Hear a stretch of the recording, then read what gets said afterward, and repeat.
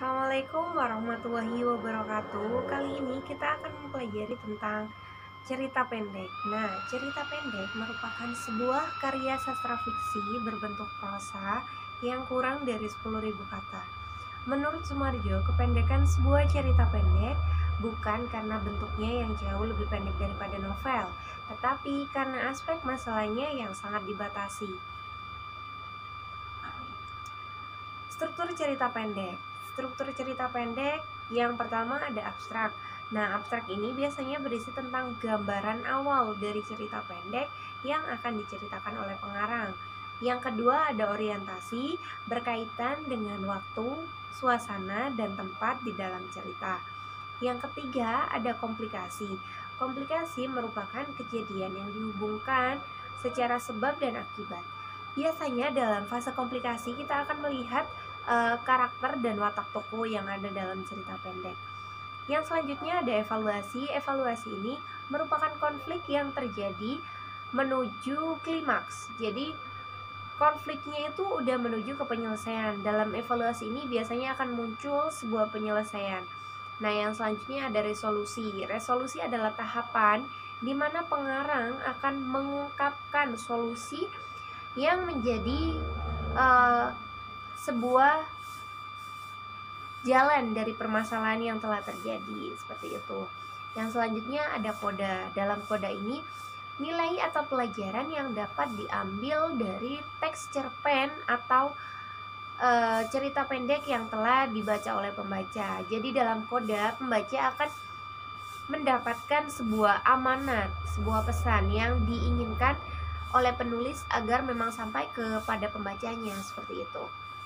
Next, ada unsur-unsur cerita pendek. Nah, menurut Nurgiantoro, unsur pembangun sebuah cerita pendek meliputi tema, lalu ada alur, ada latar, ada tokoh dan penokohan, ada sudut pandang atau point of view, ada gaya bahasa dan juga amanat. Nah, tema merupakan gagasan atau ide pokok yang mendasari suatu cerita. Yang kedua ada alur. Alur ini merupakan rangkaian jalannya cerita pendek, mulai dari perkenalan, konflik, klimaks, kemudian ke penyelesaiannya. Nah, yang ketiga ada setting. Setting merupakan latar atau tempat, waktu, suasana dalam cerita pendek. Yang keempat ada tokoh. Tokoh merupakan pelaku yang ada dalam cerita pendek. Yang kelima penokohan. Penokohan ini beda dengan tokoh. Kalau tokoh merupakan pelakunya, kalau penokohan merupakan sifat dari tokoh atau wataknya, seperti itu.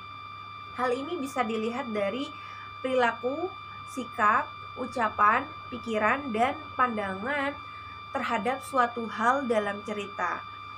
Jadi kalau kita ingin mengetahui watak seorang tokoh dalam cerita pendek, kita bisa melihat dari perilakunya, melihat dari sikapnya kepada tokoh lain, terus ucapannya, cara berbicaranya kepada tokoh lain, itu bisa kita lihat.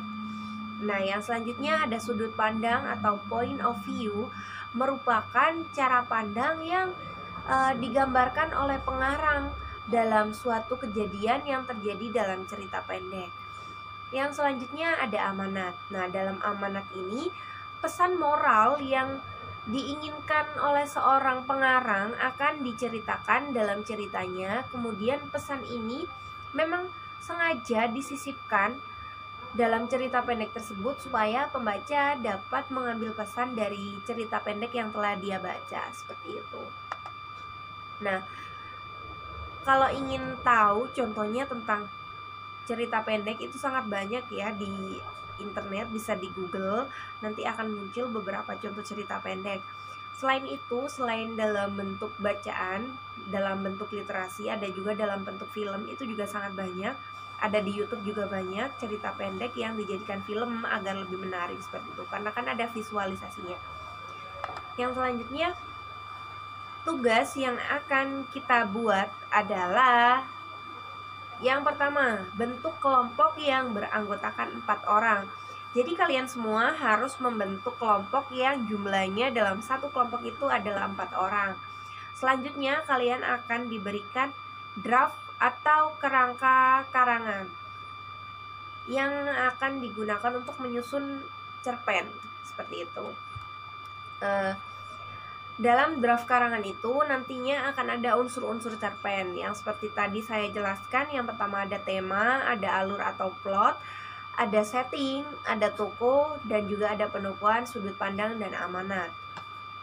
Lalu setelah kalian membentuk kelompok dan mendapatkan lembar kerja atau drafting, amati gambar peristiwa yang saya sertakan dalam PowerPoint ini.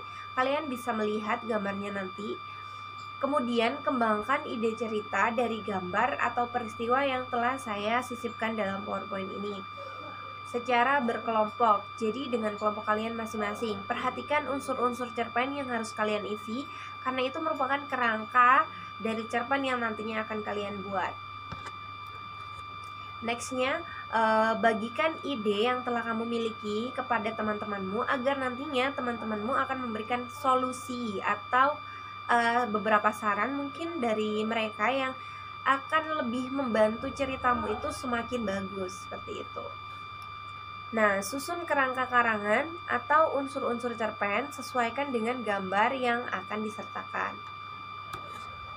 Selanjutnya, rinci kembali kerangka karangan yang telah kalian buat menjadi cerpen utuh sesuai dengan masukan yang telah diberikan oleh teman kelompok kalian.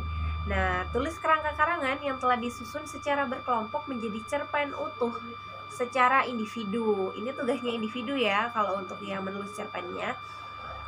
Gunakan imajinasi kalian masing-masing. Boleh untuk mengubah, mengurangi, atau menambahkan akhir cerita. Bebas sesuai dengan yang kalian inginkan agar ceritanya lebih menarik. Jadi kalian bisa menulis apapun yang ada di pikiran kalian, silahkan dituangkan dalam cerpen ini, tapi harus sesuai dengan gambar yang saya sertakan. Terima kasih, selamat belajar. Assalamualaikum warahmatullahi wabarakatuh.